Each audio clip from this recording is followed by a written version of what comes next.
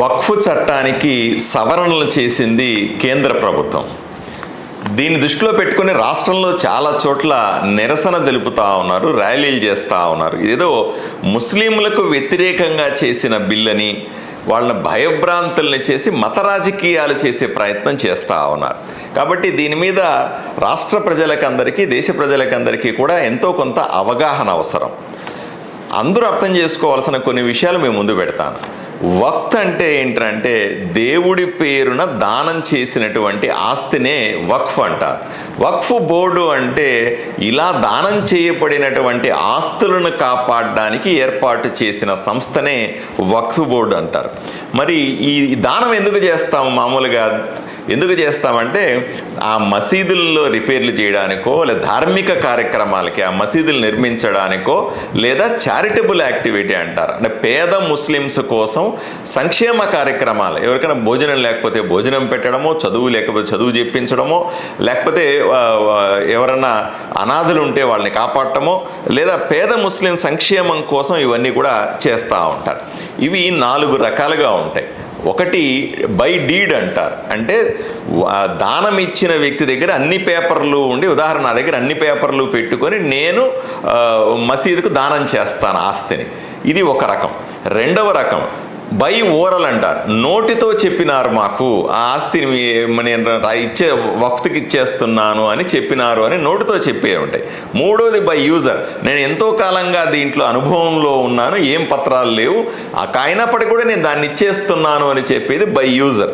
నాలుగోది ప్రభుత్వం వక్ఫ్ కోసం ఇచ్చేటువంటి కొన్ని ఆస్తులు. ఈ 4 రకాలనే. కానీ భారతదేశంలో ఇప్పుడు మన రాష్ట్ర వ్యాప్తంగా చూస్తే కూడా ఆంధ్రప్రదేశ్లో అత్యధికంగా భూములు ఏవైతే వక్ఫ్ పేరు మీద ఉన్నాయో ఇవన్నీ కూడా నోటితో చెప్పబడినవే, కానీ చాలా వాటికి దానికి సంబంధించినటువంటి ఆస్తి పత్రాలు కానీ ధృవీకరణ పత్రాలు కూడా ఏమీ లేదు. మరి ఎందుకు దీన్ని సవరించాల్సి వస్తుంది? 2013లో ఈ చట్టానికి సవరణలు చేశారు. అప్పటి కాంగ్రెస్ ప్రభుత్వం అధికారంలో ఉన్నాం. అంటే 2013 ఎండింగ్లో, అంటే ఇంకొక 25 రోజుల్లో కొత్త ప్రభుత్వం ఏర్పడుతుందనంగా, అంటే ఎన్నికలు జరగబోతున్నాయి అనగా హడావిడిగా ఈ చట్టాన్ని సవరణలు చేసి తీసుకొని వచ్చారు. ఈ చట్టాన్ని సవరణలు చేసిన తర్వాత విపరీతంగా దుర్వినియోగం అవుతుంది అని ప్రభుత్వం గుర్తించింది. ఏ విధంగా దుర్వినియోగం అవుతుందో చూడండి ఒకసారి.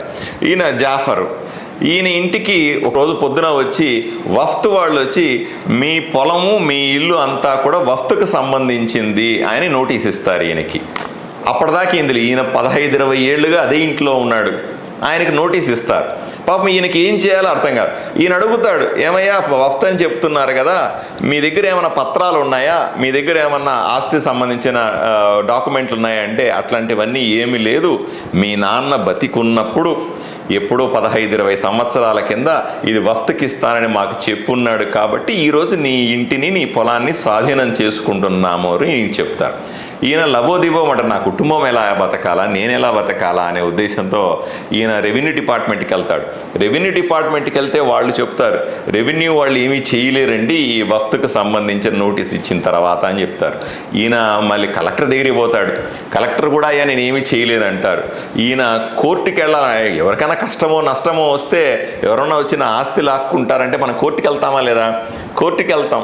కోర్టులు కూడా ఈ కేసులను తీసుకోవు. అంటే 2013లో అప్పటి కాంగ్రెస్ ప్రభుత్వం ఇచ్చినటువంటి విశేష అధికారాలు ఏ విధంగా ఉన్నాయి అంటే, వక్ఫ్ ఒక్కసారి ఎవరి ఆస్తి మీదైనా సరే, అది ప్రైవేట్ ఆస్తి అయినా సరే, ప్రభుత్వ ఆస్తి అయినా సరే, రాష్ట్రంలో ఎవరి ఆస్తి అయినా సరే, వాళ్లకు నోటీస్ ఇస్తే దాన్ని రెవెన్యూ డిపార్ట్మెంట్ కానీ, కలెక్టర్లు కానీ, ప్రభుత్వ యంత్రాంగం కానీ, కోర్టులు కానీ వాటిని ఇంటర్ఫీర్ అయ్యి బాధితుడికి న్యాయం చేయలేని పరిస్థితి చేరుకుంది. మరి ఈయనేం చేయాలి? ఇటువంటి పరిస్థితుల్లో ఒకే ఒక ఆప్షన్ కానీ ఉంటుంది, ఈయనకు సంబంధించిన ఇంటిని కానీ భూమిని కానీ వక్ఫ్ తీసేసుకుంటుంది, ఈయన రోడ్డు మీద పడతాడు.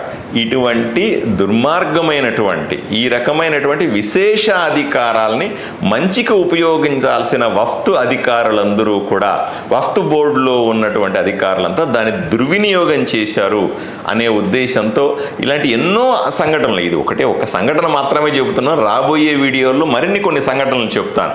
ఇలాగా ఈ విశేషాధికారాలను దుర్వినియోగం చేశారు కాబట్టి దీంట్లో సవరణ చేయాల్సి ఉంది.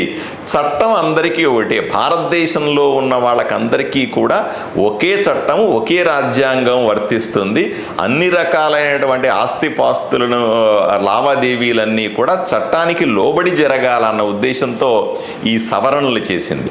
దయచేసి అందరూ అర్థం చేసుకోవాల్సిందంటే, వఫ్త్కు సంబంధించినటువంటి భూములను కాపాడడానికి, మసీదులకు సంబంధించిన, దర్గాలకు సంబంధించిన భూముల్ని కాపాడడానికి, వాటిలో పనిచేసే వాళ్లకు జవాబుదారతనం పెంచడానికి, బాధ్యతను మరింత పెంచడానికి మాత్రమే ఈ బిల్లును తీసుకొచ్చారు తప్ప ముస్లింలకు వ్యతిరేకంగా ఈ బిల్లు తీసుకొచ్చారు అన్నది పచ్చి అబద్ధమని చెప్పడానికే నేను మీ ముందుకు వచ్చాను.